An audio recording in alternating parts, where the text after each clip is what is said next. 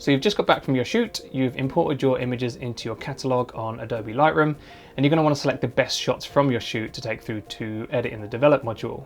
Now chances are if you shoot anything like myself, then you'll be shooting multiples of the same scene or same subject. So in this case, you're going to want to pick maybe 1 or 2 of those shots to take through and edit in the develop module. Now for this situation, the survey tool comes in really handy, and I'll show you how to use that now. So briefly, the survey tool allows you to select multiple images from one folder and view them side by side, allowing you to pick your favourite from a group.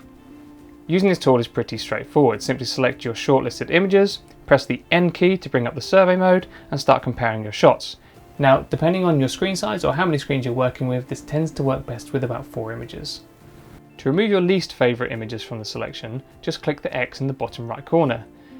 This will remove that image from the survey mode, giving you a larger view of the remaining images. Keep removing your least favourites until you are left with one standout version of that subject. Then go ahead and mark it with your flag, colour, star rating tool, or however else you select your top images.